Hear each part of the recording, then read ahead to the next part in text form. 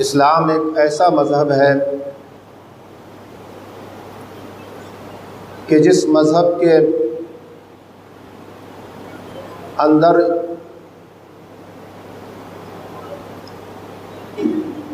इंसान के दुनिया में पैदा होने से लेकर ज़िंदगी के आखिरी दिन और उसकी रसूमात के सिलसिले में अल्लाह के रसूल ने कानून अता फरमाए।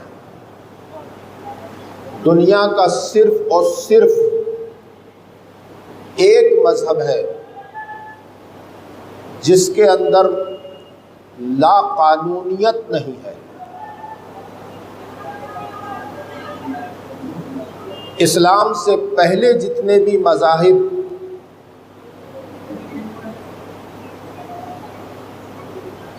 दूसरे नबी आसमानी किताबों के साथ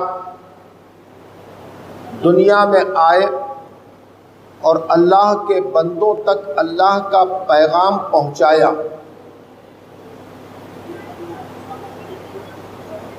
उन तमाम मज़ाहिब के अंदर वो खूबियाँ और वो कवानीन नहीं थे कि जिन कवानीन से आरास्ता अल्लाह तबारक व तआला ने दीन अहसन इस्लाम को बनाया। आप देखिए कि बच्चे की पैदाइश से लेकर पूरी जिंदगी गुजारने तक जिंदगी का कोई लम्हा ऐसा नहीं है कि जब मुसलमान कानून से ना बंधा हो।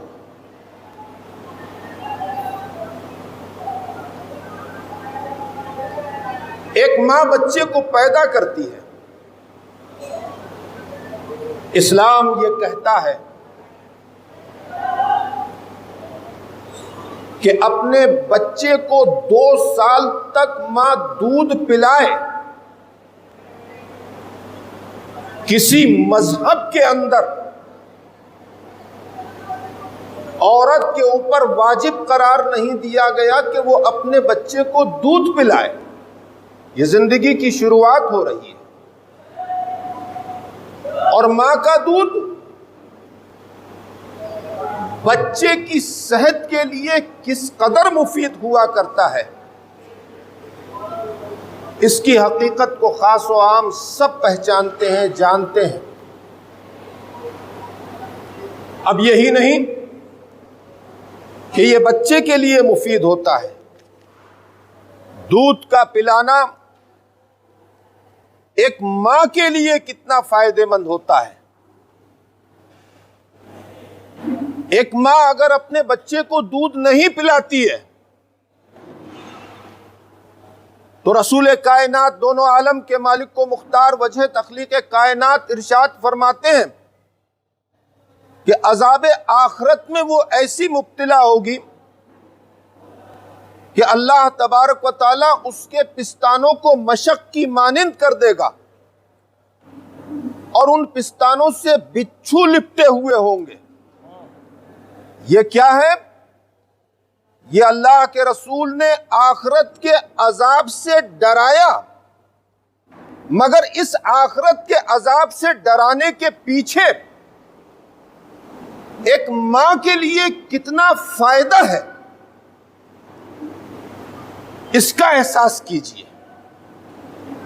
जो औरतें अपने बच्चों को दूध नहीं पिलाती हैं, उनके बच्चे पूरी जिंदगी कमजोर रहते हैं और साथ ही साथ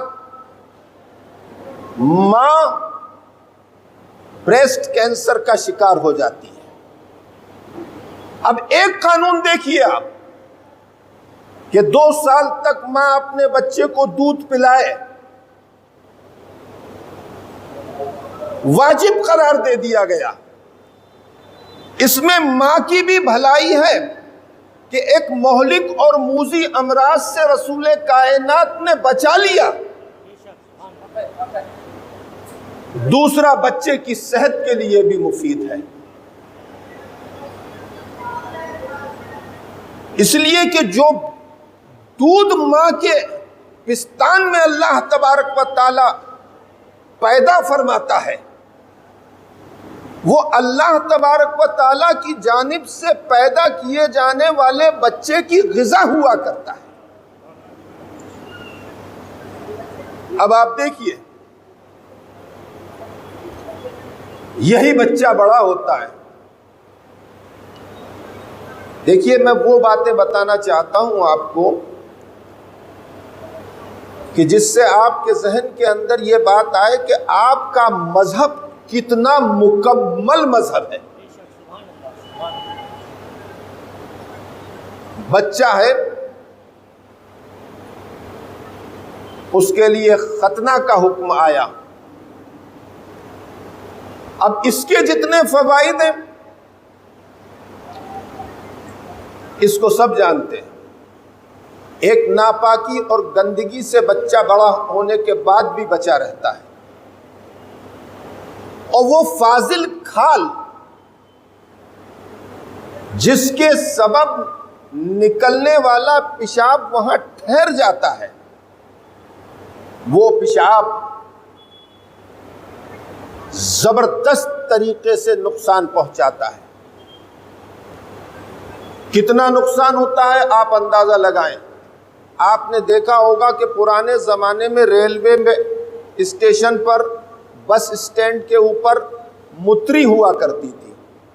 लोग पत्थर के ऊपर पेशाब करते रहते थे हत्ता कि उनके पेशाब के असर से पत्थर गल जाया करते। आज तो नहीं है, आज तो चीनी वगैरह के वो सब होते हैं। तो ये पेशाब जो होता है ये पत्थर तक को गला देता है, और अगर वो पेशाब रुके तो खाल क्या हैसियत रखती है। ये इस्लाम है। मैं ये बता रहा हूं कि जैसे जैसे आप आगे बढ़ेंगे वैसे वैसे आपको इस्लाम की अहमियत का अंदाजा होगा। मैं अज़दवाजी जिंदगी की तरफ आऊंगा। वक्त की किल्लत के सबब मुख्तसर बताता चलूं, वरना बच्चा जब चलना शुरू करता है, मां की गोद से जमीन के ऊपर कदम रखता है, उस वक्त से जो कानून बनाए गए हैं इस्लाम के अंदर, अब आप देखिए, बड़ा हुआ बच्चा, अल्लाह के रसूल ने फरमा दिया कि इल्म हासिल करने के लिए अगर तुम्हें चीन जाना पड़े तो जाओ। इस हदीस शरीफ की हकीकत को समझने की कोशिश कीजिए। अरब की सरजमीन में बैठकर अल्लाह का खलीफा इरशाद फरमा रहा है, इल्म हासिल करने के लिए तुम्हें चीन जाना पड़े तो जाओ। अरब के रेगिस्तानों का तसव्वुर कीजिए, वहां के तूफानों का तसव्वुर कीजिए। अरब के सहराओं में जो डकैत हुआ करते थे उस जमाने में, उनका तसव्वुर कीजिए आप कि किस कदर खतरनाक डकैत हुआ करते थे, तारीख के अंदर जिनका जिक्र आया है। फिर जो तूफान आया करते थे, जो रेतीले तूफान हुआ करते थे, उनका तसव्वुर कीजिए। उसके बाद फिर समंदर को पार करना पड़ता था, तो समंदर में तूफान आते थे तो बड़े बड़े जहाज अब से चंद साल पहले तक उलट जाया करते थे। व्हेल मछली अगर ठोकर मार दिया करती थी तो टनों वजन के जहाज को पलट दिया करती थी। उस जमाने में जहाज नहीं थे, नावों में लोग सफर करते थे। तो रेगिस्तान में सफर करना पड़ रहा है, डकैतों के सामना करना पड़ रहा है, समंदर में सफर करना पड़ रहा है, पहाड़ों को पार करना पड़ रहा है। और आज के ज़माने में सड़क के किनारे किनारे ढाबे हुआ करते हैं। उस ज़माने में पानी नसीब नहीं हुआ करता था लोगों को, चीन कितने फासले के ऊपर था, समंदर पार करना है, पहाड़ पार करना है, रेगिस्तान पार करना है, भूख प्यास का सामना करना है, डके चोर लोगों से सामना करना है, कबाइली लोगों से सामना करना है। मगर रसूल फरमा रहे हैं कि अगर चीन जाना पड़े जाए, तो गोया के इल्म की अहमियत को सिर्फ इस्लाम के अंदर इस्लाम के प्रॉफिट मोहम्मद ने बयान फरमाया कि अगर तुम्हें जान पर भी खेलना पड़े तो जान पर खेल जाओ, मगर इल्म हासिल करो। नारे तकबीर, नारे रिसालत, दीन इस्लाम। दुनिया में कोई मजहब नहीं है कि जिसके प्रॉफिट ने, जिसके पेशवा ने, जिसके रहबर ने, जिसके आलिम ने यह कहा हो कि इल्म हासिल करो, ये मेरे मोहम्मदुर रसूलुल्लाह का फरमान है। मेरे दोस्तों, और आगे बढ़िए आप। फिर आती है इंसान की जवानी।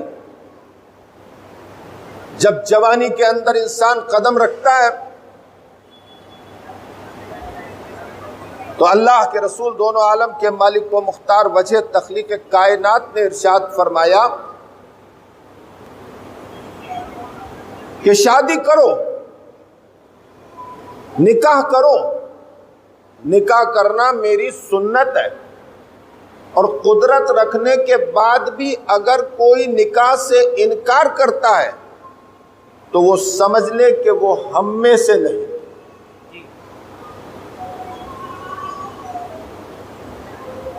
अब निकाह के जो फवाइद हैं,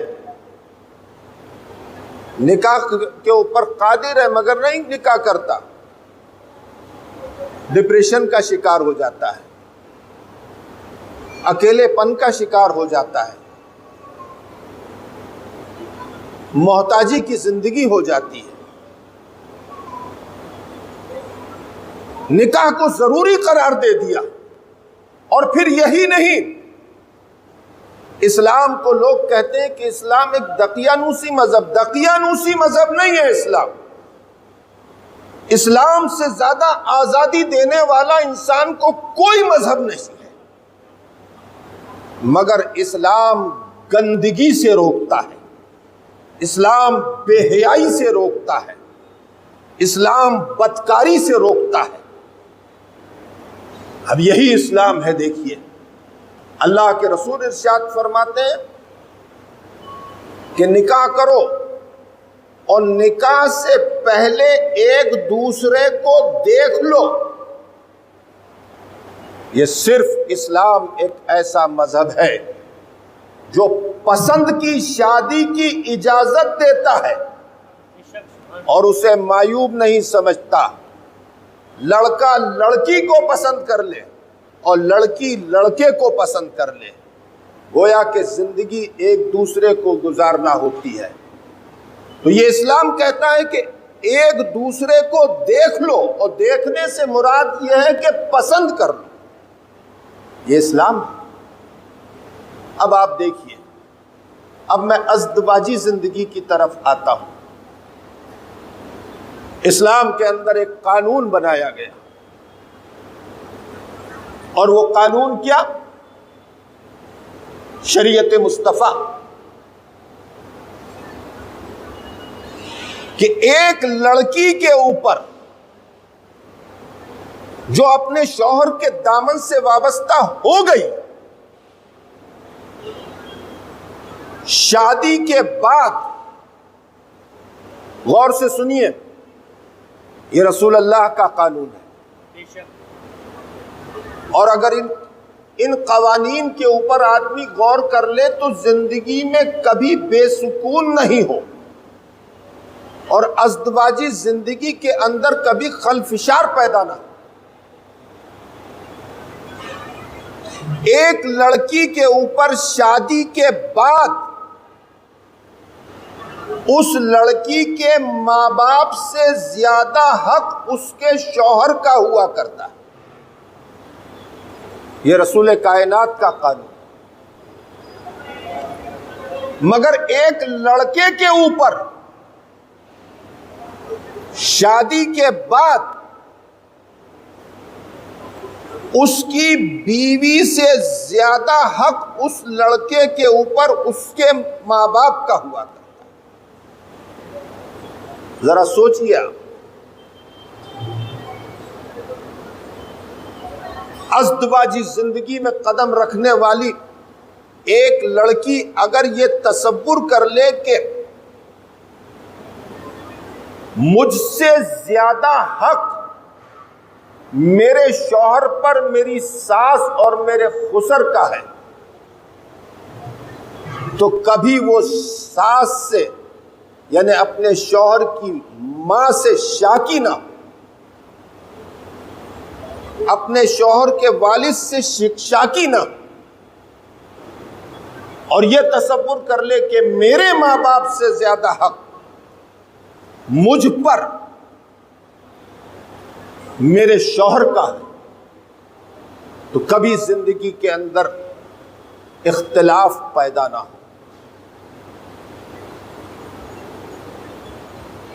अब यहां पर मैं एक बात आपको पावर कराना चाहता हूं।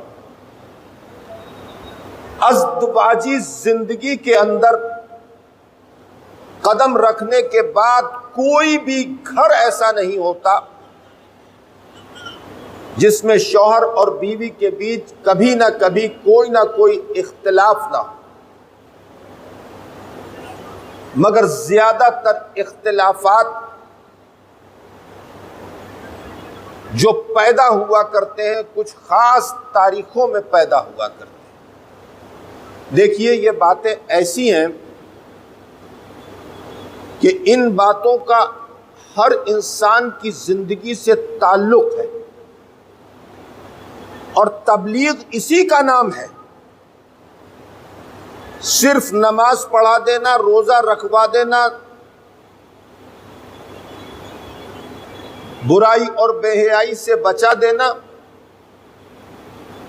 यह तबलीग मुकम्मल नहीं है।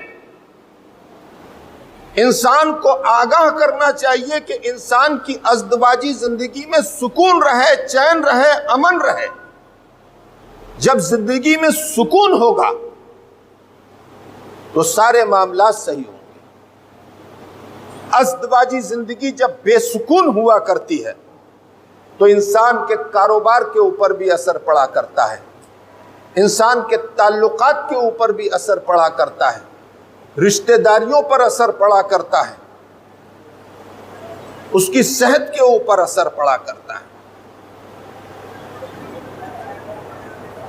घर के हालात के ऊपर असर पड़ा करता है, माशी हालत के ऊपर असर पड़ा करता है, उसके अखलाक के ऊपर असर पड़ता है। देखो, हर औरत की जिंदगी के अंदर हर महीने में कुछ दिन मखसूस हुआ करते हैं। आप सब नौजवान लोग हैं, यहां पर मुअम्मर लोग हैं, इस बात को खूब जानते हैं कि हर औरत के हर महीने में कुछ दिन ऐसे हुआ करते हैं कि जब औरत अपने आपे में नहीं रहती, वो अपना दिमागी तवाज़ुन खो देती है, वो चिड़चिड़ी होती है, हर वक्त उसको गुस्सा रहता है,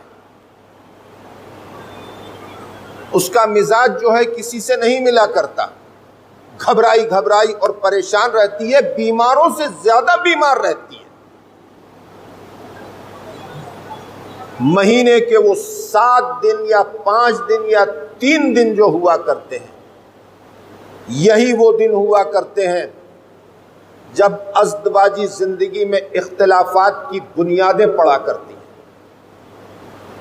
मेरे दोस्तों, मेरा मिजाज वो नहीं है कि मैं कुछ भी गुफ्तगू करके गुजर जाऊं, जो आप एक कान से सुने और दूसरे कान से निकाल दें। मेरा तरीका यह है कि मैं आपके घरों के वो हालात बयान करूं कि जो हर घर के हालात हो, और उन हालात के ऊपर गौर करने के बाद आप अपनी अज़्दवाजी जिंदगी को और आने वाली जिंदगी को गुजारें ताकि आप इख्तिलाफात से महफूज हो जाएं। और समाज आपके ऊपर उंगली ना उठाए, दूसरी कौमें आपके ऊपर उंगली ना उठाएं और जिंदगी का सुकून खत्म ना हो। देखिए, ये 7 दिन, 5 दिन या 3 दिन औरत की जिंदगी के ऐसे होते हैं कि जब औरत अपना ज़हनी तवाज़ुन खो दिया करती है। उस वक्त औरत का कोई अमल काबिले गिरफ्त नहीं हुआ करता।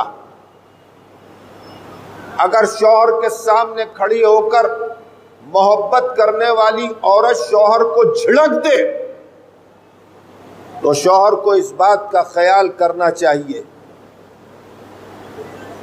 कि जिंदगी के उन दिनों से और उस वक्त से औरत गुजर रही है कि जब औरत का ज़हनी तवाज़ुन उसके काबू में नहीं रहा करता। अगर घर का काम ना करे तो शौहर और शौहर के माँ बाप और घर के लोगों को यह ख्याल करना चाहिए कि इस वक्त के हालात क्या हैं, इस वक्त जिंदगी के कौन से दिन गुजार रही है ये औरत। और मैं आपको बता दूं, और जब मैं आपको बताऊंगा तो आप इस बात को कबूल करेंगे कि वाकई ये वो दिन है कि जिन दिनों में अल्लाह तबारक व ताला ने हमें सिग्नल दे दिया। खालिक कायनात ने 5 फर्ज फरमाए, ला इलाहा इल्लल्लाह मुहम्मदुर रसूलुल्लाह, नमाज, रोजा, ज़कात, हज। नमाज के लिए हुक्म यह है कि अगर समंदर या दरिया के अंदर तुम डूब रहे हो और एक तख्ता या पटला तुम्हारे हाथ में आ जाए जिसके ऊपर खड़े होकर या बैठकर तुम नमाज अदा कर सकते हो, तब भी तुम नमाज को अदा करो। अगर मौत के बिस्तर के ऊपर कोई है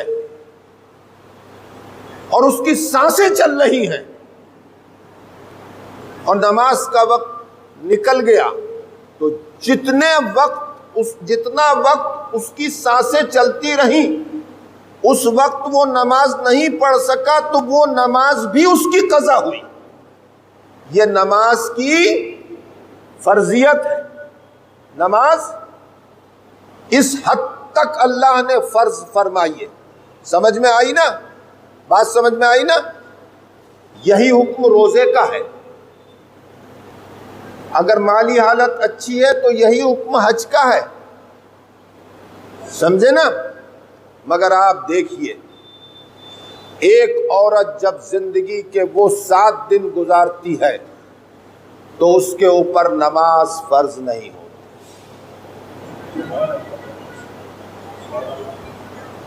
जो नमाज इस शिद्दत के साथ अल्लाह ने फर्ज फरमाई, उस नमाज के लिए भी हुक्म है कि वो औरत नमाज नहीं पढ़ेगी 7 दिन, वो माफ है। जब अल्लाह ने नमाज को माफ कर दिया तो तुझे क्या हक बनता है कि उन 7 दिन में तू औरत की किसी बात की गिरफ्त करे? समझे? ये इस्लाम है, इस्लाम जिसने जिंदगी जीने का तरीका बताया। नमाज किसी सूरत में माफ नहीं, मगर जिंदगी के उन दिनों में औरत पर नमाज को माफ करके अल्लाह रब्बुल इज्जत ने बता दिया कि ऐ मेरे बंदो, जब मैं नमाज को माफ कर रहा हूं तो उन दिनों में तुम औरत की हर खता को माफ कर दे। अरे तकबीर, अरे रिसालत, हुजूर जमाले मिल्लत। देखिए, ये बातें वो बातें हैं कि जिन बातों को बताते वक्त आप अपने बच्चों को शर्माया ना करें। बताएं आप और अपनी बहू, बेटी, बच्चा सब का ख्याल रखें इस तरह से। एक हदीस पाक मैं आपको सुना दूं और उसके बाद निकाह इंशाअल्लाह तबारक व तआला की कार्रवाई शुरू होगी। बड़ी प्यारी हदीस है। इस हदीस पाक को अगर जहन में रख लिया जाए तो जिंदगी में मियाँ बीवी में कभी झगड़ा नहीं, कभी झगड़ा नहीं। इख्तिलाफ मेरा और मेरी बीवी का भी होता है। मैं जितना टेंशन में रहता हूं, अगर आप लोगों पर वो टेंशन बांट दूं तो आप लोग तो कूदे कूदे फिरे। मुझे आप लोगों का भी टेंशन रहता है, समझे ना। मेरे पास जितने टेलीफोन आते हैं, जो मामलात रहते हैं, तो अब चूंकि आप लोग सब आप एक खानदान है, एक फैमिली है हमारी, समझे ना। तो आप लोग जब मुझे टेलीफोन करते हैं कि अरे हजरत आज इनकम टैक्स वाले आ गए, तो आप तो कह के गुजर जाते हैं और मुझे टेंशन हो जाता है कि या अल्लाह ये मेहनत का पैसा कमाया है मुसलमान ने, क्या हो। तो फिर मैं दुआ में लग जाता। आपके यहाँ कोई बीमार होता है, कहते हैं कि हजरत बीमार है अस्पताल, तो मुझे ये टेंशन हो जाता है कोई गलत दवा अगर डॉक्टर ने दे दी तो कहीं ये बीमार ना पड़ जाए, कहीं ये डायबिटिक पेशेंट ना हो जाए, कहीं गुर्दे खराब ना हो जाए, कहीं ब्लड कैंसर ना हो जाए, समझे ना। मुझे ये टेंशन रहता है। तो ये तो फिर मेरे अपने बच्चे भी हैं, मेरी बीवी है, ये वो सब, मगर अल्लाह अकबर, मैंने इस्लाम को पढ़ा है, समझे, इस्लाम को पढ़ा है। मैं जानता हूं कि इस्लाम क्या है, समझे ना। अरे अल्लाह की शान देखिए, सबसे ज्यादा इख्तिलाफ अगर किसी की जात पर है तो वो मोहम्मदुर रसूलुल्लाह की जात है। मगर अल्लाह की शान देखिए कि हालात ऐसे पैदा हुए कि मोहम्मद की जात पर अल्लाह ने पूरी दुनिया के मुसलमानों को मुत्तहिद कर दिया। अरे तकबीर, अरे रिसालत, अज़मत मुस्तफा। अब आप देखिए, हदीस शरीफ में आपको सुनाता हूं, अक्सर मैं इसको बयान करता हूं, और इस हदीस शरीफ को जहन में रखते हुए अगर अपनी जिंदगी को गुजारोगे तो बड़ी प्यारी जिंदगी गुजरेगी। मेरा अपना अमल क्या है, कभी मेरी भाई मेरी अहलिया से इख्तिलाफ होता है मेरा किसी बात को लेकर, तो अगर मेरी अहलिया कुछ कहती हैं तो मैं सलाम वालेकुम, मैं सलाम कर लेता हूँ। फिर वो कुछ कहेंगी, सलाम वालेकुम, मैं सलामी सलाम करता रहता हूँ, समझे ना। अब सलाम क्या है? दुआ है कि अल्लाह की सलामती हो तेरे ऊपर, समझे ना। मतलब क्या है? गुस्सा हराम है, गुस्सा हराम है। अल्लाह की सलामती होगी तो गुस्सा अपने आप दूर हो जाएगा। अब हजरत अली से मुतालिक एक वाकया बता दूं मैं, थोड़ा सा वक्त तो हो जाएगा, मगर यह है कि अपने हजरत अली करमल्लाहु ताला वजहुल करीम ने अपने गुलाम को आवाज दी, फला इब्न फला, गुलाम नहीं आया। दूसरी, तीसरी, चौथी, 10, 20, 30, 40, 50, 60, 70 आवाजें दी। हजरत अली बीमार थे, कमजोर थे, अलील थे, उठा नहीं जा रहा था आपको बिस्तर से। हमारे आइडियल हैं अली, उस्मान, उमर, अबू बकर सिद्दीक, रसूलुल्लाह, ये हमारे आइडियल हैं। ये क्या है अपने, तो बड़ा हिम्मत करके हजरत अली उठे और दीवार का सहारा लेकर बाहर आए। 70 आवाजें देने के बाद गुलाम नहीं आया। दरवाजे के बाहर निकले तो देखा कि आपका गुलाम दीवार से टेक लगाकर ज़ारो कतार रो रहा है। हजरत अली ने फरमाया, मैंने तुझे आवाज दी, तुम आए नहीं, लब्बैक नहीं कहा, क्या तुमने मेरी आवाज सुनी नहीं? तो कहा, अली मैंने आपकी अमीरुल मोमिनीन, मैंने आपकी आवाज सुनी। कहा, मैंने कितनी आवाजें दी? कहा, आपने मुझे 70 बार पुकारा। तो कहा, तुमने लब्बैक क्यों नहीं कहा? क्यों नहीं आए? तो कहा अली अमीरुल मोमिनीन, मैंने कभी आपको गुस्सा करते हुए नहीं देखा था, मैं आपको गुस्से में देखना चाहता था। तो हजरत अली ने मुस्कुरा कर कहा, गुस्सा शैतान को खुश करता है और अली कभी शैतान को खुश नहीं किया। अज़्दबाजी जिंदगी में इस बात का ख्याल रखो कि शैतान तुम्हारे अंदर गुस्सा पैदा करके तुम्हारी प्यारी जिंदगी को बर्बाद करना चाहता है, चाहे शौहर हो चाहे बीवी।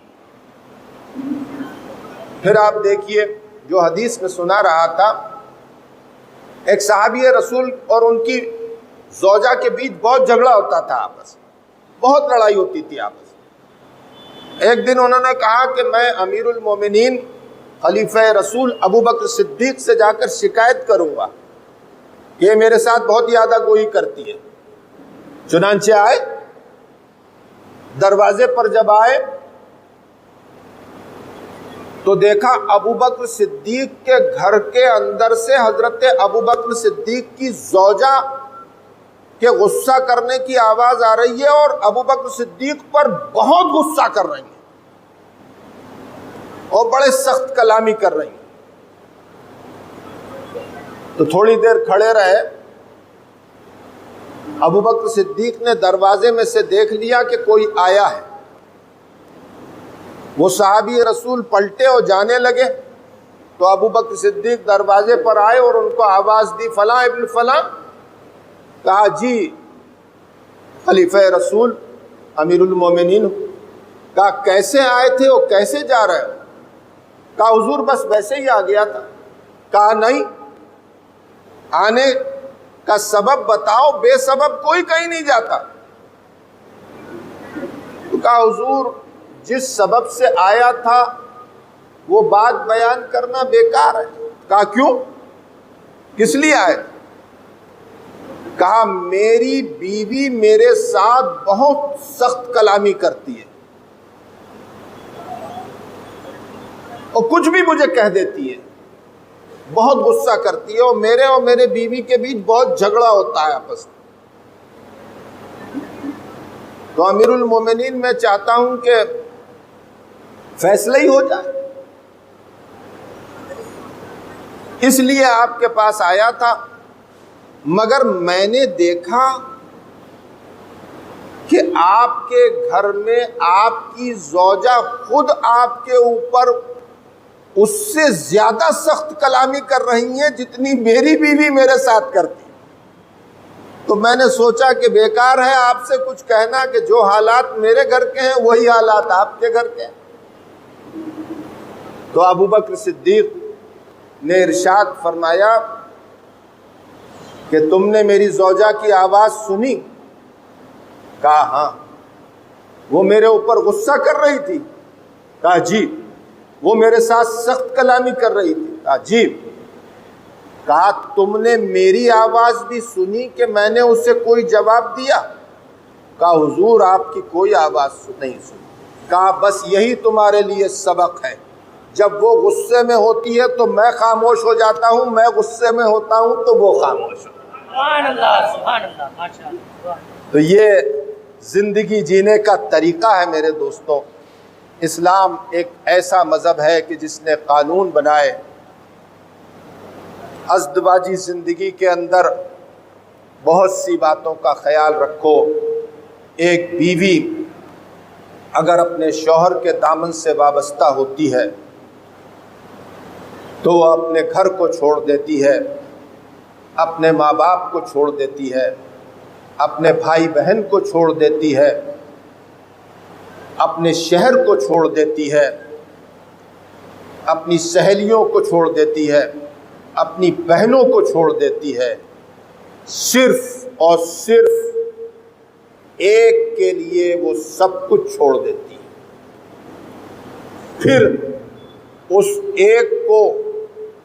एक का कितना ख्याल रखना चाहिए जिसने उसके लिए सब कुछ छोड़ा, शहर छोड़ा, माँ बाप छोड़े, भाई बहन छोड़े, दोस्त अकरबा छोड़े, अपनी सहेलियाँ छोड़ी, अपने घर का आंगन छोड़ा, छत छोड़ी, माहौल छोड़ा।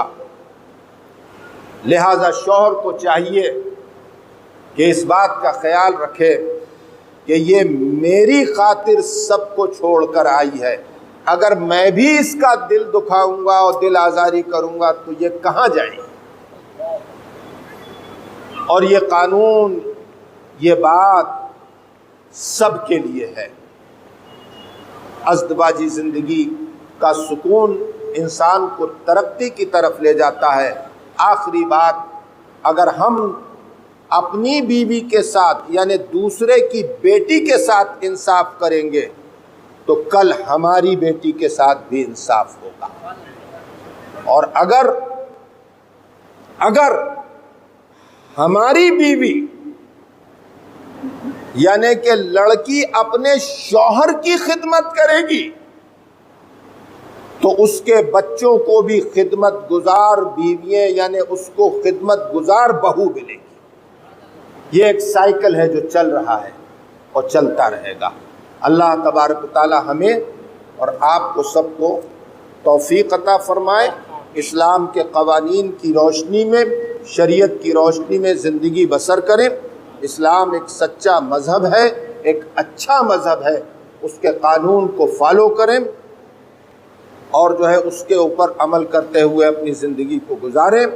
मैं आपको बता देता हूँ कि इस्लाम ऐसा मज़हब है जो दस्तरखान का भी कानून बताता है और बैतुल खला का भी कानून बताता है। समझे ना, बैतुल खला में बैठने का तरीक़ा भी इस्लाम ने बताया है। आज दुनिया के लोग कहते हैं हाथ धो, हाथ धो, हाथ धो, हाथ धो। 1400 साल पहले मेरे मुस्तफ़ा ने बता दिया कि खाना खाने से पहले कलाइयों तक हाथ धो। 1400 साल पहले मेरे मुस्तफ़ा ने बता दिया कि हाथों को धो, कुल्ली करो, नाक में पानी डालो, चेहरा धो, हाथ धो, पैर धो, दिन में 5 बार धो। ये मेरे मुस्तफ़ा है, मेरे मुस्तफ़ा ने बताया। ये इस्लाम ने बताया जो 1400 साल पहले कह रहे हैं हाथ धो, हाथ धो। समझे ना, 1400 साल पहले हाथों को धोने का तरीका और सलीका और उसके फ़ज़ाइल रसूलुल्लाह सल्लल्लाहु अलैहि वसल्लम ने बयान फरमा दिया। और यही नहीं, बैतुल खला में बैठने का तरीका भी इस्लाम ने बताया है कि किस तरह से बैठो। आजकल लोग अपने घरों के अंदर बाल्टियां लगवा लेते हैं, कमोड है, कमोड है, कमोड है। ये बीमारियों की जड़ है। इस्लामी तरीके से, शरई तरीके से बैठो ताकि पेट साफ रहे और बीमारियां ना हो। ये रसूल की ज़ात है जो रसूल अल्लाह ने फरमाया कि जुमला अमराज की जड़ पेट हुआ करते। समझे? और पेट के अंदर मर्ज कब पैदा होते हैं? जब तुम शरई तरीके से बैतुल खला में नहीं जाते हो, शरई तरीके से खाना नहीं खाते हो। अरे कानून देखो, तुम्हारा दीन क्या है? इस्लाम कह रहा है दस्तरखान बिछाओ, मेहमान के हाथ धुलाओ खाने से पहले। और इस्लाम कह रहा है, खाना लाने का तरीका बता रहा है इस्लाम कि जब खाना लाओ तो पहले सालन, सब्जी, ये वो सब चीजें लाओ और उस आखिर में रोटी लाओ। और जब खाना उठाओ तो सबसे पहले रोटी उठाओ। आप देखिए ना, आपका मजहब तो सारे कानून बता रहा है, किसी मजहब के अंदर कानून नहीं। इस्लाम बता रहा है कि पहले छोटे के हाथ धुलाओ अगर मेहमान तुम्हारे, आखिर में तुम बुजुर्गों के हाथ धुलाओ ताकि किसी बुजुर्ग को हाथ धोने के बाद इंतजार ना करना पड़े। जगह जगह कानून बताए, कारोबार के कानून। माशाअल्लाह हज़रात, आप में से काफ़ी लोगों ने पूरा बयान सुना। अल्लाह ताला आपको खुश रखे। हमारी अपकमिंग इवेंट्स सभी की लिंक इसी वीडियो के डिस्क्रिप्शन में मौजूद है। लिहाजा सभी हज़रात इसको अभी से लाइक कर दे, रिमाइंडर सेट कर दे। इंशाअल्लाह आपको बहुत मज़ा आएगा। जैसे आज आपने एंजॉय किया है, हर महफिल आप एंजॉय करेंगे। एंजॉय से मुराद ये है कि आप इस महफिल से दर्स लें, इससे सीखें। ऐसा नहीं है कि एक कान में डाला और दूसरे से निकाल दिया, नहीं। पैगामात जमाल मिल्लत को अपनी लाइफ में अप्लाई कीजिए, इंशाअल्लाह लाइफ रोशन हो जाएगी। अल्लाह ताला आपको खुश रखे। शब जुमा है, मुक़द्दस दुरूद भी आपने पढ़ा है, काफ़ी हज़रात ने नहीं पढ़ा, फिर भी मैं पढ़ा देता हूँ। काफ़ी लोग अभी अभी ज्वाइन कर रहे हैं। और ख़ास बात ये कि हज़रात इसको लाइक भी कर दें, शेयर भी कर दें, और जो है आप इस चैनल को सब्सक्राइब करें ताकि बेहतरीन वीडियोस और मालूमाती इवेंट्स आ रही है। अल्लाह ताला आपको खुश रखे। सलामुन अलैकुम तिब्तुम। शब जुमा के दरूद पर महफिल का इख्तिताम होगा। हज़रात, आज शब जुमा है और शब जुमा को जो कोई बंदे मोमिन इस दुरूद को पढ़ेगा और उसकी आदत होगी, तो जब उसका इंतकाल होगा तो अल्लाह के रसूल सल्लल्लाहु अलैहि वसल्लम खुद अपने मुबारक हाथों से उस बंदे मोमिन को कब्र में उतारेंगे। लिहाजा उसकी बड़ी फजीलत है। आप भी पढ़ें और अपने दोस्तों को भी फॉरवर्ड करें। अब वक्फ के साथ यानी ठहर कर पढ़ाया जा रहा है, लिहाजा पढ़िए। बिस्मिल्लाहिर्रहमानिर्रहीम। अल्लाहुम्मा सल्लि वसल्लिम व बारिक अला सय्यिदिना व मौलाना मुहम्मद अन-नबी अल-उम्मी अल-हबीब अल-आली अल-क़द्र अल-अज़ीम अल-जाह व अला आलिहि व सहबिहि व बारिक व सल्लिम।